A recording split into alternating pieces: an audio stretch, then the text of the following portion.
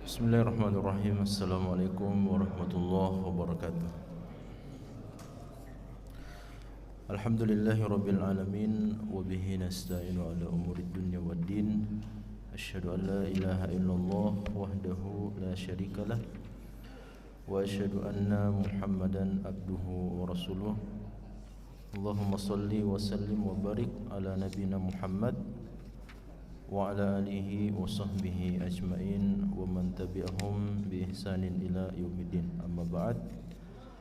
Para jamaah sekalian yang dirahmati Allah Subhanahu wa taala, alhamdulillah kita bersyukur kepada Allah Subhanahu wa taala atas limpahan kenikmatan karunia yang Allah Subhanahu wa taala terus berikan kepada kita. Mudah-mudahan menjadi jalan, menjadi sebab kita bisa semakin mendekatkan diri kepada Allah Subhanahu wa taala. Salawat serta salam semoga tercurahkan kepada Nabi kita Muhammad sallallahu alaihi wasallam, kepada keluarga beliau, kepada para sahabat-sahabat Nabi sallallahu alaihi wasallam, dan kepada tabi'in lahum bi ihsanin ila yaumiddin.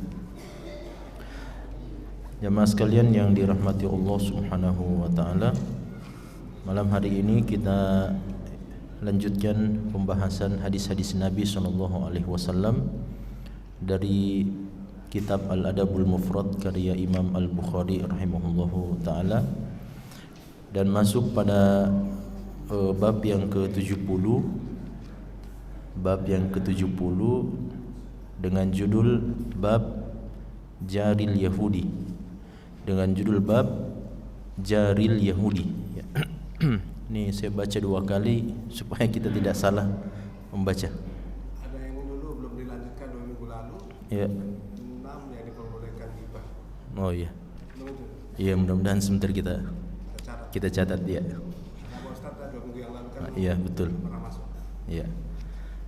Ini dicatat 6 poin atau 6 alasan kebolehan kita bergibah. Iya. Atau kita langsung sebutkan? Belum semua. Iya. Jadi Imam Nawawi rahimahullah taala pernah menyebutkan di dalam kitab beliau, dalam kitab Syarah Muslim, tentang kebolehan untuk bergibah. Padahal sebenarnya menggibah itu hukumnya tidak boleh, kan? Hukum asalnya gibah adalah dosa besar. Tapi di dalam keterangan hadis-hadis Nabi sallallahu alaihi wasallam disebutkan beberapa riwayat, beberapa hadis dari Nabi sallallahu alaihi wasallam yang mengisyaratkan bolehnya berbuat gibah. Di antaranya jamaah sekalian, yang pertama adalah kebolehan bergibah jika ada maslahat di dalamnya secara umum, maslahat umum. Bergibah, menggibahi seseorang jika ada maslahat umum di dalamnya, dan itu nampak di dalam beberapa kondisi. Kondisi yang pertama terkait masalah maslahat ini, kondisi yang pertama adalah ketika kita harus menggibahi seseorang untuk meminta fatwa, itu dibolehkan.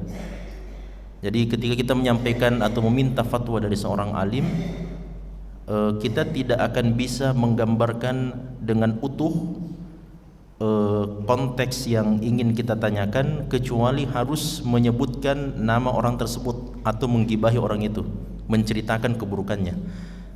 Ini disebutkan oleh Imam Nawawi indal istifta, ketika kita meminta fatwa. Jadi kita ada masalah ini misalnya kita berkaitan dengan orang yang lain. Nah, orang yang lain ini punya keburukan dan sebagainya, kita ingin minta fatwa tentang keburukan orang tersebut. Itu kan sebenarnya tidak boleh, sebenarnya masuk dalam kategori ghibah sebenarnya. Kita ceritakan aib orang lain, tapi ini untuk adanya maslahat maka dibolehkan.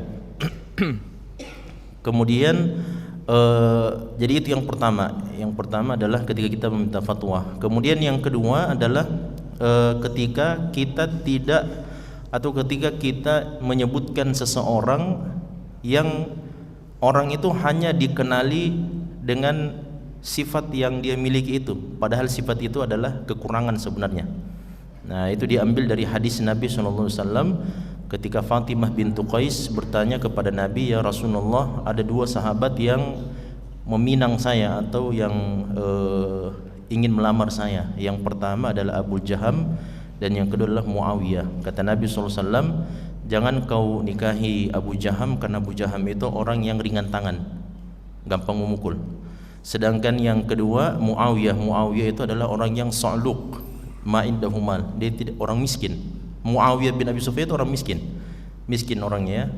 Nah ini kan sebenarnya Nabi SAW menggibah sebenarnya. Nabi SAW menceritakan tentang kekurangan dua sahabat ini, tapi untuk adanya maslahat di dalamnya, karena wanita ini meminta bertanya kepada Nabi SAW, maka Nabi SAW arahkan dengan sesuatu yang lebih baik. Makanya Nabi mengatakan nikahilah Zaid bin Thabit. Nah itu dalam kisah Fatimah binti Qais atau Zaid bin Thabit. Oleh karenanya dari hadis ini sebagian ulama memahami bahwa boleh kalau begitu jika orang tersebut dikenali atau ada sifat-sifat keburukannya dan seterusnya, kemudian ada maslahat di dalamnya untuk menyebutkan keburukan tersebut, maka boleh disebutkan supaya orang lain terhindar darinya. Kemudian juga Nabi SAW di antara kebolehannya adalah menyebutkan kekurangan fisik seseorang, menyebutkan kekurangan fisik seseorang yang dengannya dia dikenali. Seperti yang kemarin saya sebutkan ya, kalau jamaah masih ingat, ada para ulama hadis yang disebut sebagai al-asam. Al-asam artinya orang yang tuli. Kemudian ada juga al-a'raj. Al-a'raj itu artinya orang yang pincang kakinya. Nama aslinya sebenarnya adalah Abdurrahman bin Hurmus, tapi lebih dikenal dengan al-a'raj. Al-a'raj artinya orang yang pincang kakinya. Itu kan kekurangan sebenarnya. Tapi kenapa para ulama menggunakan istilah-istilah atau kekurangan-kekurangan ini dalam menyebutkan riwayat-riwayat mereka? Karena mereka ini memang dikenal di masyarakat di zaman mereka itu dengan panggilan itu, dengan sebutan itu. Dan ini dibolehkan berdasarkan hadis Nabi kalau memang itu adalah kenyataan ya. Kalau memang itu adalah kenyataan dan orang itu tidak dikenali kecuali dengan sifat kekurangan tersebut. Nah, dari mana diambil dalilnya jamaah sekalian? Dari hadis Nabi SAW ketika Nabi itu salat duhur atau salat asar, dalam hadis yang sahih Nabi SAW lupa, beliau sahwi di dalamnya. Akhirnya Nabi SAW hanya salat sebanyak 2 rakaat saja, padahal salat zuhur atau salat asar. Maka setelah Nabi SAW salam 2 rakaat saja salatnya, kemudian berdirilah salah seorang sahabat menegur Nabi SAW, ya Rasulullah, apakah ada perubahan di dalam syariat kita atau seperti apa? Maka Nabi SAW mengatakan tidak ada perubahan sama sekali. Maka sahabat ini mengatakan, sesungguhnya anda tadi salatnya cuma 2 rakaat saja, masih kurang 2 rakaat. Maka Nabi SAW mengatakan, asadaqa dzul yadaini, apakah benar perkataan dzul yadaini? Nah, dzul yadaini ini jamaah sekalian, inilah panggilan yang Nabi SAW berikan kepada sahabat tersebut.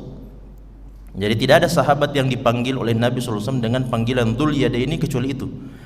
Padahal sebenarnya apa itu artinya dzul yadaini jamaah sekalian? Dzul yadaini itu artinya adalah orang yang memiliki 2 tangan. Nah, semua manusia memiliki dua tangan. Tapi dalam keterangan hadis Nabi SAW itu, mengapa Nabi memanggil sahabat ini dengan dzul yadaini? Karena para ulama menjelaskan sahabat ini agak berbeda sedikit bentuk tangannya dibandingkan manusia pada umumnya. Tangannya ini kalau disejajarkan dengan tangan normal manusia pria dewasa itu lebih panjang. Makanya disebut sebagai dzul yadaini, orang yang memiliki 2 tangan. Maksudnya tangannya lebih panjang, melebihi dari tangan normal pria dewasa. Makanya Nabi SAW panggil dia dzul yadaini. Dan Nabi SAW membolehkan hal itu karena memang sahabat ini tidak dikenali kecuali dengan sifat itu, ya, kecuali dengan sifat tersebut. Nah, makanya sekalian Nabi SAW memanggil sahabat tersebut dengan dzul yadaini, dan itu bukan panggilan yang buruk, supaya para sahabat juga menganggap atau meyakini bahwasanya panggilan Nabi SAW kepada sahabat ini sebagai dzul yadaini adalah panggilan kemuliaan. Nah, supaya orang yang melihat tangan sahabat ini, kok dia panjang sendiri tangannya dibandingkan tangan manusia yang lain, supaya para sahabat menganggap dan meyakini bahwa itu adalah kemuliaan dari Allah Subhanahu wa taala dan tidak dianggap sebagai kekurangan. Nah, ini diantara kebolehan. Kemudian jamaah sekalian, ketika ada orang yang ingin berbuat buruk, ya, ketika ada orang yang ingin berbuat buruk atau kita mengetahui keburukan orang lain dan kita ingin menghindarkan saudara atau keluarga kita dari keburukan orang tersebut, maka boleh menyebutkan keburukan orang itu. Nah, contoh misalnya ada penipu misalnya, dan kita sudah pernah menjadi korban orang tersebut dan dia ingin menipu tetangga kita samping rumah kita, maka boleh menceritakan keburukan sang penipu itu jamaah sekalian, meskipun itu bentuknya sebenarnya gibah, sebenarnya itu bentuknya gibah dan itu tidak boleh sebenarnya. Tapi untuk maslahat supaya saudara kita, tetangga kita ini tidak tertipu oleh orang tersebut, maka boleh untuk menceritakan keburukannya sekadar supaya dia menjauhkan diri. Nah, jangan dibilang dia penipu, dia ini, oh tambah banyak ceritanya. Padahal sebenarnya dia sampaikan 1, 2, 3 cerita saja itu sudah cukup. Nah, tidak perlu ditambah dan seterusnya. Nah, ini juga jamaah sekalian pentingnya ketika kita masuk dalam ranah abu-abu yang seperti antara boleh dan tidak boleh, maka harus dilihat juga batasan-batasannya supaya tidak berlebihan, karena hukum asalnya bergibah adalah sesuatu yang tidak boleh. Termasuk yang dibolehkan dalam bergibah jamaah sekalian adalah menjelaskan kekurangan para perawi hadis. Nah, ini secara khusus ketika kita masuk dalam ilmu jarh wa ta'dil, dan sebagian ulama yang ada yang mengkhususkan bahwa ilmu jarh wa ta'dil ini adalah salah satu di antara kebolehan bergibah. Sebenarnya dia gibah jemaah sekalian. Apa artinya ilmu jarh wa ta'dil? Ilmu jarh wa ta'dil itu artinya adalah ketika para ulama hadis yang senior itu mensifati orang-orang yang meriwayatkan hadis Nabi SAW. Contoh misalnya dia mengatakan Fulan bin Fulan atau Ismail bin Ayyash. Ismail bin Ayyash ini kalau dia meriwayatkan dari orang-orang Syam, orang-orang yang satu negeri, maka bagus hadisnya. Tapi kalau dia meriwayatkan dari orang-orang Hijaz, Mekah dan Madinah, maka buruk riwayatnya. Itu kan sebenarnya gibah sebenarnya. Nah, karena dia menceritakan kelemahan hafalan Ismail bin Ayyash, namanya Ismail bin Ayyash.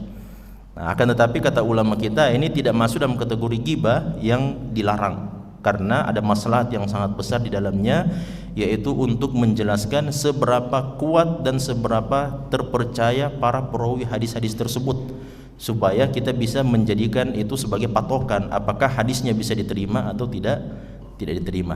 Nah, jadi ini beberapa, sudah 4 atau 5 barangkali, 5 keadaan atau 5 kondisi yang dibolehkan oleh para ulama kita untuk menyebutkan atau melakukan perbuatan ghibah, namun perbuatan ghibah itu ditolerir atau dibolehkan oleh para ulama kita. Wallahu a'lam. Nah, sekarang kita masuk pembahasan hadis jarul Yahudi. Jarul Yahudi di sini jamaah sekalian, bab yang ke-70 ada satu hadis disebutkan dari sahabat yang mulia Abdullah bin Amr bin As radhiyallahu anhuma.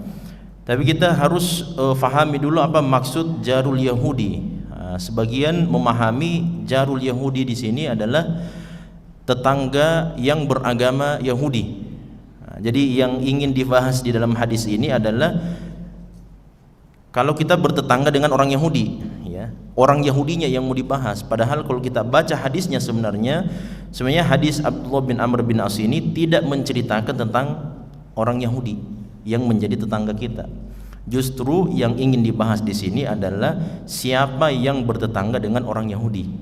Maksudnya Muslim kalau dia bertetangga dengan orang Yahudi, bagaimana sikapnya, bagaimana perbuatannya. Nah, karena jamaah sekalian, makanya Imam Bukhari di sini datang dengan sighah idhafah di sini, mudhaf wa mudhafun ilaihi. Dalam kaidah bahasa Arab, kalau dia idhafah jamaah sekalian, itu berarti namanya kan jarul Yahudi. Itu berarti dalam bentuk idhafah. Jadi kita menyandarkan sesuatu kepada orang Yahudi. Tetangganya orang Yahudi gitu ya, tetangganya. Jadi jarul Yahudi itu artinya adalah tetangganya orang Yahudi atau tetangga Yahudi. Nah, yang dimaksud adalah bukan Yahudinya jemaah sekalian, bukan si Yahudinya yang mau dibahas, tapi tetangganya ini orang Yahudi ini. Nah, dan yang dimaksud adalah sifat-sifat Muslim yang seharusnya dimiliki oleh seorang muslim ketika dia hidup bertetangga, baik itu bertetangga dengan seorang muslim, dengan keluarganya, ataupun dengan orang kafir sekalipun, termasuk dengan orang Yahudi. Nah, sebagian orang memahami jamaah sekalian, Imam Bukhari memasukkan judul bab ini dan mengatakan bab al-jarul Yahudi. Al-jarul Yahudi itu berarti tetangga yang beragama Yahudi, jelas ya. Kalau dia sifah mausuf jamaah sekalian, sifah mausuf artinya sesuatu yang disifatkan dan apa sifatnya, itu berarti yang mau dibahas adalah si orang Yahudinya. Kalau dikatakan al-jaru al-yahudiyu, tapi di sini dikatakan jarul Yahudi dengan idhafah. Nah, ini menunjukkan bahwa yang ingin dibahas sebenarnya bukan orang Yahudinya, tapi yang mau dibahas adalah si muslim yang bertetangga dengan orang Yahudi. Nah, di sini dikatakan oleh Imam Bukhari rahimahullah taala, haddatsana Abu Nuaim, telah menyampaikan kepada kami Abu Nuaim, qala haddatsana Bashir bin Salman, telah menyampaikan kepada kami Bashir bin Salman, an Mujahid, dari Mujahid. Mujahid ini jamaah sekalian murid Ibnu Abbas radhiyallahu anhuma, salah seorang ahli tafsir dari kalangan tabi'in. Jadi ada beberapa ahli tafsir, murid-murid para sahabat Nabi SAW. Nah, di antara sahabat Nabi SAW yang banyak diriwayatkan darinya riwayat-riwayat dan athar-athar tentang tafsir Al-Quran, Ibnu Abbas, ya, Ibnu Abbas, kemudian termasuk Ibnu Umar, Ibnu Mas'ud, dan sahabat yang lain. Nah, ini diantara sahabat Nabi yang banyak diriwayatkan darinya pandangan-pandangan tentang tafsir Al-Quran. Nah, diantara murid-murid mereka itu jamaah sekalian, ini dia orangnya Mujahid, namanya Mujahid Ibnu Jabar. Nah, Mujahid ini mengatakan, qala kuntu, pernah saya inda Abdullah ibni Amr, berada di sisi Abdullah bin Amr. Abdullah bin Amr adalah sahabat Nabi SAW, pemuda yang pernah meminta Nabi SAW diwasiatkan untuk berpuasa setiap hari, puasa sunnah. Nah, ini Abdullah bin Amr bin As, sahabat termasuk di antara sigharus sahabah atau sibyan. Sibyan artinya masih anak kecil. Nabi SAW hidup, sudah berada di Madinah. Abdullah bin Amr bin As itu masih muda belia, masih belasan tahun.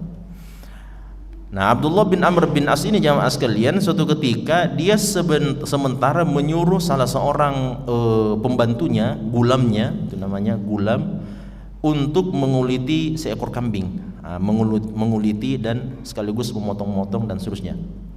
Nah, dikatakan di sini oleh Mujahid, kuntu inda Abdullah bin Amr, saya dahulu pernah berada duduk-duduk bersama Abdullah bin Amr, wa gulamuhu yasluhu syatan, sedangkan pembantu Abdullah bin Amr bin As itu sementara menguliti seekor kambing. Nah, Faqala, maka berkatalah Abdullah bin Amr bin As, ya gulam, ya wahai anakku, idza faraqta, kalau kamu sudah selesaikan ini potong-potong kambingnya, selesai dikuliti, dipotong-potong dan seterusnya, kalau sudah selesai, fabda bijarinal Yahudi, maka mulailah dengan tetangga kita orang Yahudi itu. Nah, tetangga kita orang Yahudi. Nah, ini syahidnya jamaah sekalian. Ini maksud pembahasannya atau maksud judul babnya, karena Abdullah bin Amr bin As mengatakan kalau sudah selesai kamu potong-potong itu kambingnya, ya, maka berikan tetangga kita, si Yahudi itu tetangga kita. Ya. Kemudian faqala rajulun minal qaumi, maka berkatalah seseorang dari orang yang hadir bersama Abdullah bin Amr bin As pada saat itu. Dia mengatakan, al-Yahudiyu aslahakallah. Nah, ini sebenarnya pertanyaan namun sifatnya untuk mengingkari. Nah, ini adalah pertanyaan, namanya di dalam bahasa kita atau dalam bahasa Arab istifham ingkari. Istifham ingkari itu artinya ketika seseorang bertanya kepada orang yang lain dengan sebuah pertanyaan, tapi tujuannya bukan untuk mengetahui jawaban, tapi tujuannya adalah untuk mengingkari perbuatan atau perkataan orang tersebut. Itu namanya istifham ingkari, bertanya untuk mengingkari. Nah, makanya jamaah sekalian, di dalam ayat Al-Quran itu sering Allah Subhanahu wa ta'ala bertanya kepada hamba-hambanya sendiri, kepada umat manusia. Namun sebenarnya pertanyaannya itu bukan supaya Allah Subhanahu wa ta'ala mengetahui jawabannya dari manusia, tapi Allah Subhanahu wa taala Tuhan yang Maha mengetahui. Allah Subhanahu wa taala bertanya dengan pertanyaan-pertanyaan yang disebutkan tujuannya adalah untuk apa? Mengingkari keyakinan orang-orang musyrik atau orang-orang kafir di masa Rasulullah sallallahu alaihi wasallam. Nah, makanya di sini dikatakan oleh orang tersebut kepada Abdullah, al-Yahudiyyu aslahakallah. Ya. Anda ingin berikan hadiah kepada orang Yahudi, aslahakallah, mudah-mudahan Allah memperbaiki urusanmu. Nah, jadi ini pertanyaan jamaah sekalian. Dia bertanya kepada Abdullah, apakah engkau memberikan hadiah kepada orang Yahudi?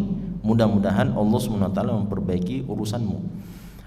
Maka dijawab oleh Abdullah bin Amr bin As, qala inni sami'tu Nabiy sallallahu alaihi wasallam, sesungguhnya saya pernah mendengarkan Nabi sallallahu alaihi wasallam yusi bil jar. Nabi SAW pernah memberikan wasiat untuk memperhatikan tetangga. Hatta khashina aw ru'ina annahu sayuwarrithuhu. Sampai kami merasa khawatir jangan sampai orang tetangga-tetangga ini akan mewarisi tetangganya. Nah, ini kalau kita ingat jamaah sekalian, beberapa bab sebelumnya, beberapa hadis sebelumnya adalah hadis Nabi SAW yang diriwayatkan oleh beberapa orang sahabat, di mana Rasulullah SAW mengatakan la yazalu Jibril yusini bil jar hatta dhanantu annahu sayuwarrithuhu. Kata Nabi SAW, Jibril itu setiap kali, sering kali kalau saya bertemu dengan Jibril, maka Jibril selalu memberikan wasiat, wahai Muhammad, wahai Rasulullah, perhatikan tetanggamu, perhatikan tetanggamu. Sampai saking seringnya Nabi Muhammad SAW mendengarkan wasiat dari Jibril alaihissalam, sampai Nabi SAW menganggap bahwa kalau seseorang muslim itu meninggal dunia, maka tetangganya jamaah sekalian akan ikut menjadi ahli warisnya. Padahal sebenarnya kan tidak seperti itu. Konsep ahli waris itu, jangankan tetangga jamaah sekalian, anak angkat, ya, anak angkat yang kita angkat sebagai anak kita itu tidak berhak untuk menerima harta warisan. Dia hanya berhak menerima apa? Wasiat, dan wasiat yang paling banyak adalah sepertiga. Kurang dari itu boleh, lebih dari sepertiga hukumnya tidak boleh. Nah, makanya dalam hadis Nabi mengatakan wathulutsu katsir, sepertiga itu sudah sangat banyak. Ada sahabat jamaah sekalian bertanya kepada Nabi SAW, Sa'ad bin Abi Waqqas kalau saya tidak salah, bertanya kepada Nabi, ya Rasulullah, saya punya anak perempuan. Nah, perempuan itu jamaah sekalian, kalau dia tidak punya saudara laki-laki, artinya anak kita misalnya cuma satu orang saja perempuan, maka berapa bagian dia dapat itu perempuan? Langsung setengah dia dapat jamaah sekalian. Sedangkan ibu dan bapak berapa dia dapat? 1/6. Nah, makanya jangan juga menganggap bahwa ini kenapa kalau laki-laki dengan perempuan maka bagiannya laki-laki selalu lebih banyak dari perempuan. Padahal jamaah sekalian, ayat yang berbunyi dalam surat An-Nisa itu lidzakari mithlu hadzil unthayaini, bagian laki-laki 2 kali lipat bagian perempuan. Ini cuma berlaku pada 4 kondisi saja, 4 keadaan saja, bagian laki-laki 2 kali lipat bagian perempuan. Contohnya, contoh pertama, kondisi pertama, seorang bapak meninggal dunia, kemudian lahir dari pernikahannya anak laki-laki dan anak perempuan. Kalau kondisinya seperti ini jamaah sekalian, maka bagian anak laki-laki 2 kali lipat bagian anak perempuan. Ini sudah otomatis. Nah, atau misalnya meninggal, misalnya ini si bapak ini kemudian tidak ada anak-anaknya jamaah sekalian, tapi masih ada saudaranya. Masih ada saudaranya ini bapak yang meninggal. Saudaranya itu laki-laki dan perempuan. Nah, kalau dia ada saudaranya laki-laki dan perempuan, maka sudah jelas bagiannya laki-laki 2 kali lipat bagian perempuan. Ini diantara kondisi. Tapi ternyata ada belasan bahkan puluhan kondisi dan keadaan di mana perempuan itu bisa mendapatkan bagian yang sama dengan bagiannya laki-laki. Wanita juga bisa mendapatkan bagian yang lebih banyak dari bagiannya laki-laki. Contoh seperti yang tadi kita sebutkan, mati atau meninggal bapak misalnya, tapi masih hidup kakek, kemudian ada anak perempuannya. Ini anak perempuan secara otomatis 1/2, sedangkan si bapak atau si kakek ini mendapatkan 1/6. Nah, 1/6 dengan 1/2 yang mana lebih banyak? Ya 1/2 jamaah sekalian, 1/2 lebih banyak. Bahkan jamaah, iya, setengah harta. Bahkan terkadang wanita itu jamaah sekalian, dalam kondisi-kondisi tertentu wanita itu bisa menghalangi laki-laki untuk mendapatkan harta warisan. Nah, cuman ini yang tidak pernah diekspos. ya, oleh orang-orang yang orang-orang yang itu feminisme ya. Nah, yang suka mengatakan bahwa kita harus persamaan gender ya, persamaan gender, jadi sama antara laki-laki dan perempuan dan seterusnya. Nah, contohnya jamaah sekalian seperti kalau anak perempuan misalnya meninggal bapak, kemudian anaknya adalah seorang perempuan, jamaah sekalian, lalu kemudian si anak perempuan ini masih hidup, misalnya pamannya dari saudaranya ini, jamaah sekalian, maka itu tidak dapat, karena bagian si paman ini, jamaah sekalian, itu tertutup langsung sama si anak yang mendapatkan 1/2 itu. Nah, jadi banyak sebenarnya kondisi-kondisinya dan keadaan-keadaannya yang harus diperhatikan oleh kaum muslimin supaya kita faham sebenarnya bagaimana konsep saling mewarisi antara satu dengan yang lain. Nah, kita kembali kepada masalah, jangankan tetangga, jamaah sekalian, anak, kalau anaknya muslim bapaknya kafir, meninggal bapaknya, tidak dapat warisan yang seperti itu. Atau sebaliknya, misalnya bapaknya muslim, anaknya kafir ya, non muslim, meninggal bapaknya, meninggalkan harta warisan 10 triliun misalnya, anaknya ini yang non muslim kafir tidak berhak mewarisi bapaknya. Karena salah satu min mawani'il irthi, salah satu di antara penghalang harta warisan itu, jamaah sekalian, adalah apa? Ikhtilafuddin, perbedaan agama. Kalau beda agama antara yang mewarisi dan yang diwarisi, maka tidak bisa saling mewarisi. Dalam hadis yang sahih Nabi mengatakan, la yarithul muslim al kafir walal kafir al muslim. Jadi tidak boleh muslim mewarisi orang kafir dan orang kafir mewarisi orang muslim. Nah, ini salah satu di antara hal yang perlu diperhatikan. Makanya jamaah sekalian, sebenarnya tetangga itu tidak berhak mewarisi harta tetangganya. Tapi Jibril alaihissalam, dalam hadis itu disebutkan, terlalu sering Jibril itu datang kepada Nabi dan menyampaikan, Nabi Muhammad, coba perhatikan hak tetanggamu, jangan lupa tetanggamu, jangan lupa ini dan seterusnya. Sampai Nabi mengatakan, hampir meyakini bahwa sebentar kalau kita meninggal dunia ini, jamaah sekalian, harta warisan kita juga harus dibagi-bagi sama tetangga, karena besarnya hak tetangga kepada tetangganya sendiri. Nah, oleh karenanya di sini ternyata Abdullah bin Amr bin As ketika ditanya, wahai Abdullah, wahai sahabat Nabi, apakah anda memberikan bagian yang paling pertama dari kambing ini kepada tetangga anda orang Yahudi, dan kenapa harus itu yang dilakukan? Maksudnya kenapa tidak memberikan kepada Muslim misalnya, ya? Tapi ternyata Abdullah bin Amr bin As memahami dari hadis Nabi SAW bahwa tetangga kita, walaupun dia orang kafir, walaupun dia orang musyrik, maka dia tetap memiliki satu hak, yaitu hak sebagai seorang tetangga. Dan ini yang difahami oleh Abdullah bin Amr bin As. Dari hadis Nabi SAW, Nabi Muhammad pernah mewasiatkan kepada kami untuk memperhatikan tetangga, sampai kami khawatir, para sahabat khawatir, sebentar kalau kita meninggal dunia, tetangga juga akan mengambil harta warisan kami. Saking besarnya hak tetangga itu, jamaah sekalian. Dan ulama mengatakan bahwa berdasarkan perbuatan Abdullah bin Amr bin As ini, ini pentingnya jamaah sekalian. Ini kan sebenarnya buku apa? Buku adab sebenarnya ini, jamaah sekalian. Ini buku adab. Makanya kalau kita membaca hadis-hadis riwayat-riwayat yang disebutkan oleh Imam Bukhari, kenapa Imam Bukhari juga menyebutkan amalan-amalan para sahabat di dalamnya? Iya kan? Nah, berbeda jamaah sekalian kalau seandainya kita membuka Sunan An-Nasa'i misalnya, atau kita membuka Jami' Tirmidzi, atau kita membuka Sunan Abi Dawud atau Sunan Ibni Majah. Kebanyakan hadis-hadis yang berisi hadis-hadis tentang hukum itu kebanyakannya memang hadis-hadis dari perbuatan, perkataan, penetapan dan sifat-sifat Nabi Muhammad SAW. Nah, itu kalau dia pembahasan hukum dan muamalah, atau pembahasan halal dan haram, pembahasan akidah dan seterusnya. Tapi kenapa jamaah sekalian ketika kita sampai pada pembahasan adab, sampai pada pembahasan akhlak, maka para ulama kita memperluas daerah riwayat-riwayat yang diriwayatkan atau disampaikan kepada kita, masuk di dalamnya pengamalan para sahabat. Karena ini adalah contoh langsung ya, dari orang-orang yang pernah hidup bersama Nabi Muhammad SAW, ingin disampaikan kepada kita bahwa mereka, para sahabat Nabi SAW, yang paling utama dan yang paling pertama mendengarkan hadis-hadis dari Nabi SAW, ternyata dalam pengamalan mereka memahami hadis-hadis tersebut seperti ini.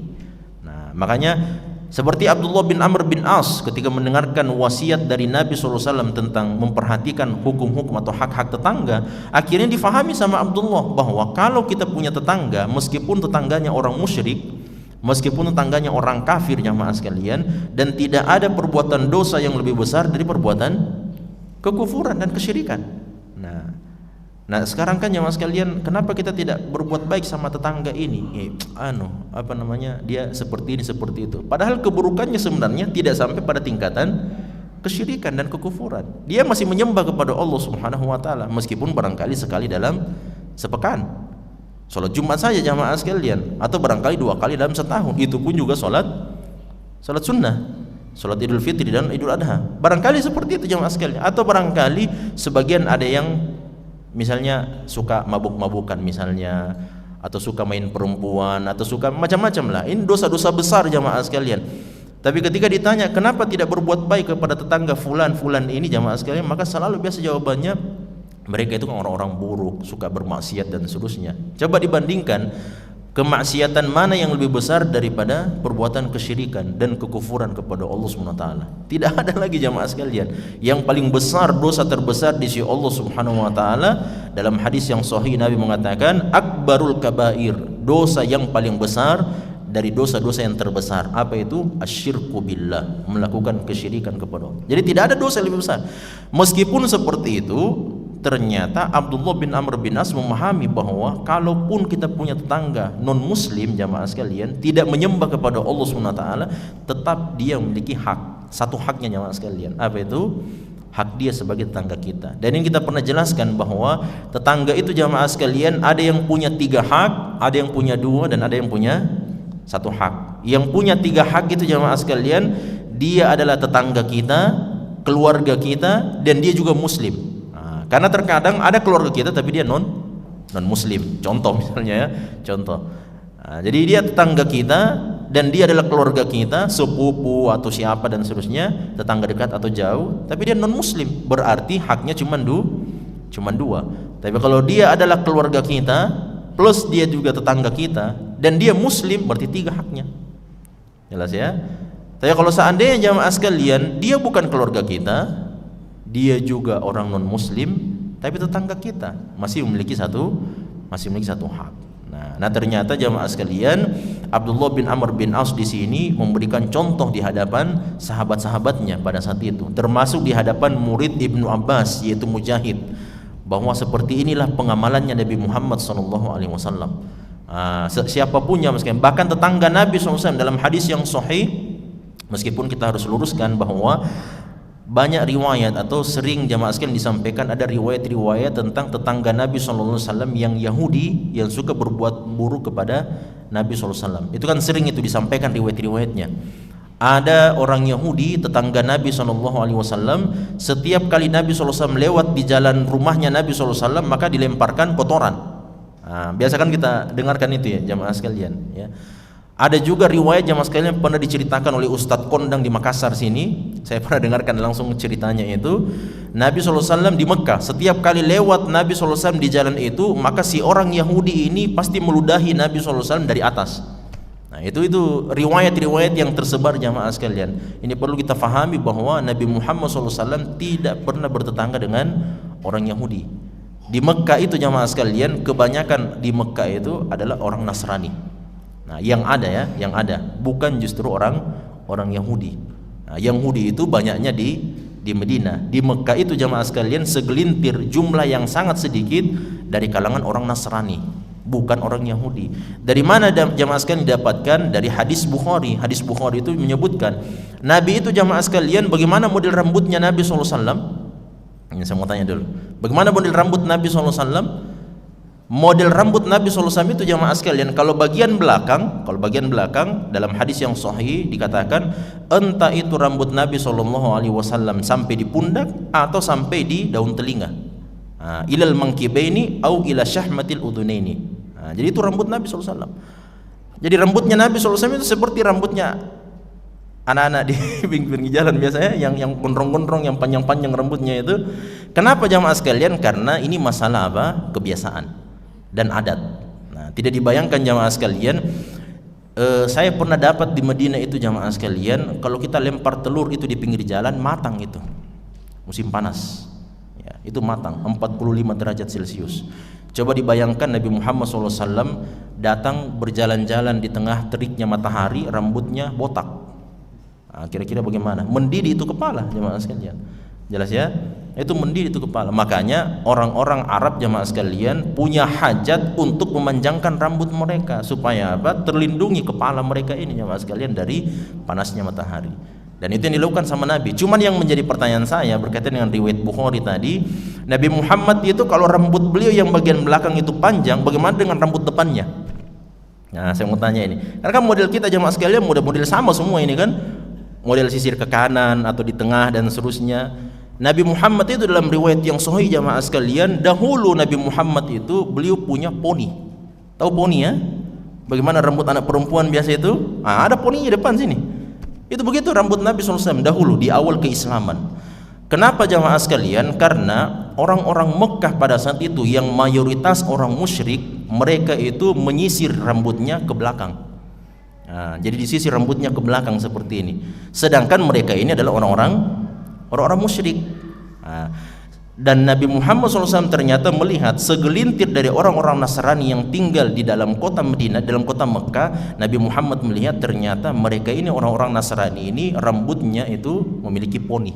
Nah, makanya dalam riwayat itu dikatakan, maka Nabi Muhammad SAW menyisir rambutnya dan membuat rambutnya memiliki poni untuk mengikuti orang Nasrani. Saya mau tanya jamaah sekalian, kira-kira yang mana lebih bagus? Mengikuti kebiasaan orang yang menyembah kepada berhala atau mengikuti kebiasaan orang yang membawa dan memiliki agama dari langit? Nasrani itu jamaah sekalian, sebagian di antara mereka ada yang masih fitrah jamaah sekalian, menyembah hanya kepada Allah, tapi sebagian di antara mereka ada yang sudah meyakini Trinitas. Nah, satu di dalam tiga, tiga di dalam satu.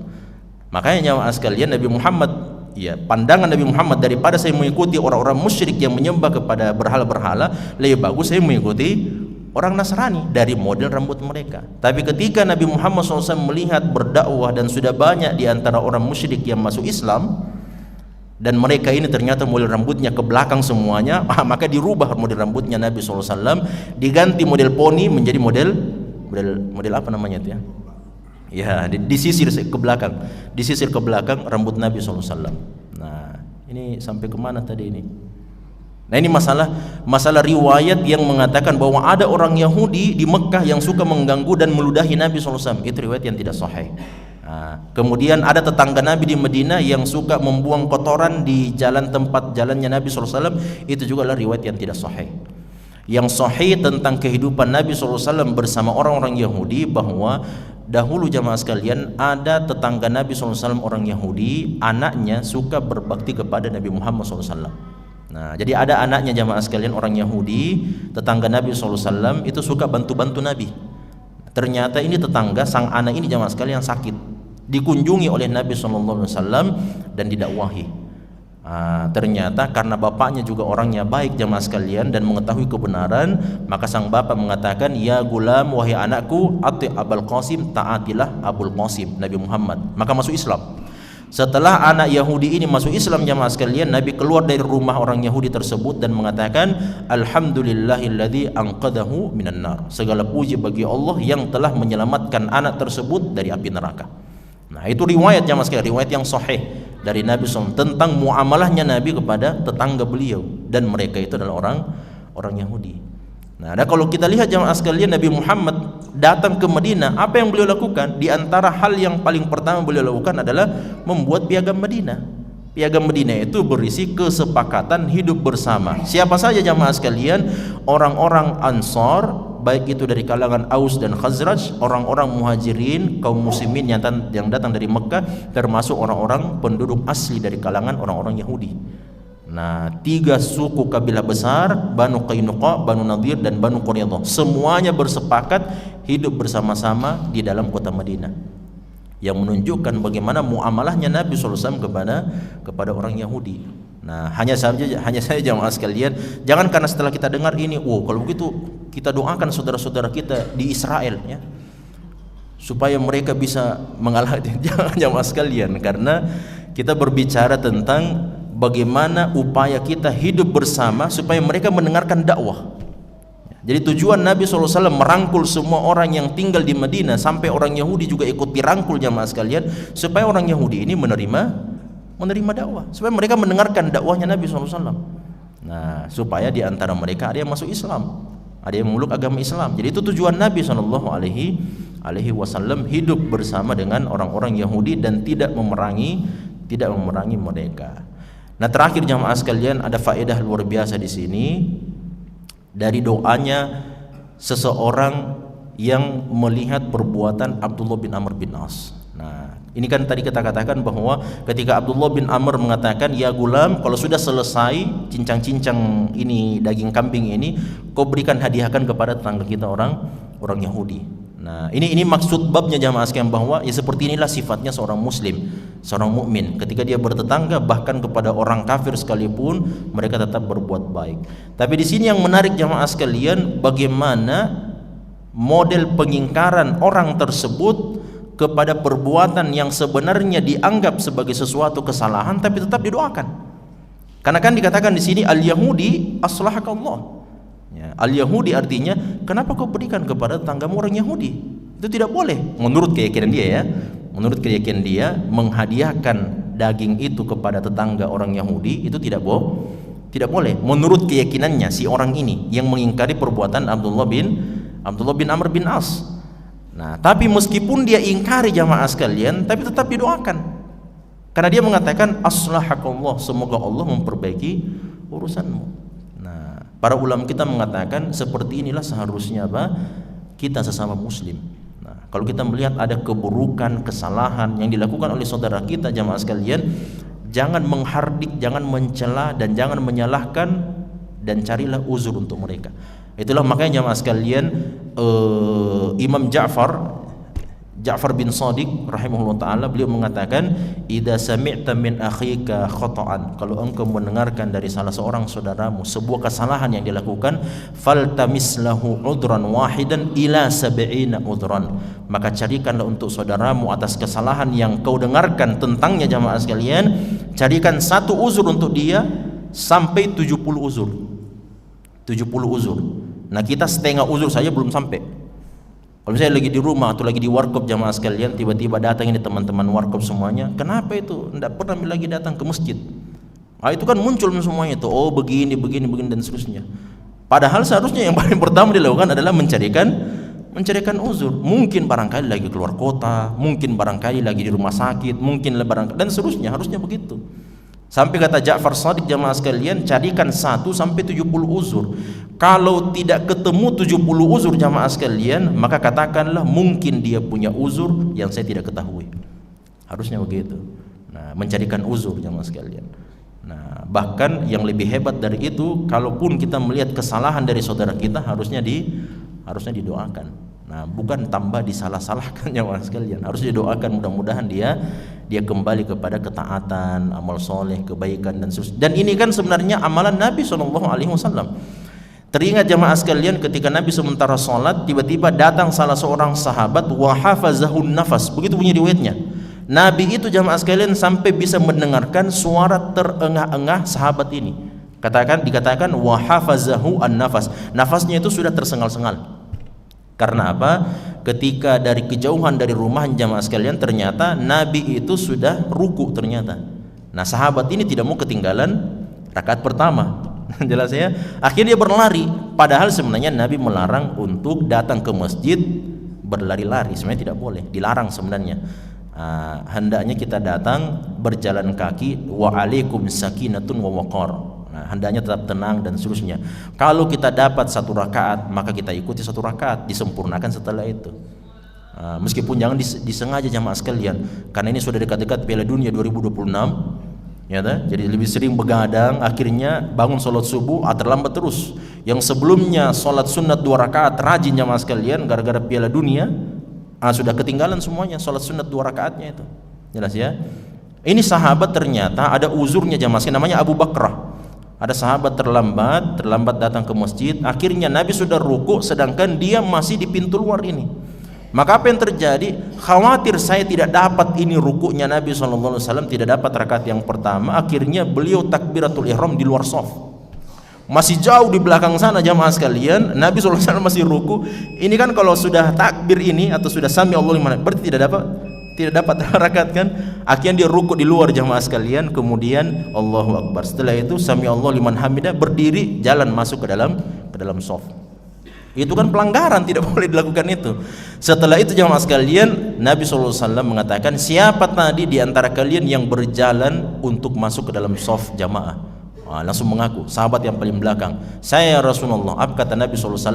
Zadakallahu hirsan wala ta'ud. Semoga Allah menambah semangatmu menghadiri sholat berjamaah, jangan diulangi lagi kesalahan yang sama. Itu kan kesalahan, ditegur oleh Nabi SAW. Tapi sebelum ditegur jamaah sekalian, didoakan dulu. Anak kita punya kesalahan, kok bodoh mantok. Harusnya didoakan dulu, mudah-mudahan lebih baik, mudah-mudahan seterusnya. Kemudian setelah itu baru dicubit. Nah, barangkali jamaah sekalian ya pentingnya kalau kita melihat kesalahan saudara-saudara kita, mencarikan uzur untuk mereka, kemudian setelah itu kita doakan, mudah-mudahan menjadi lebih baik. Kita semuanya dirahmati dan disayangi oleh Allah Subhanahu wa taala. Subhanakallahumma hamdik, asyhadu an la ilaha illa anta astaghfiruka wa atubu ilaik. Wassalamualaikum warahmatullahi wabarakatuh.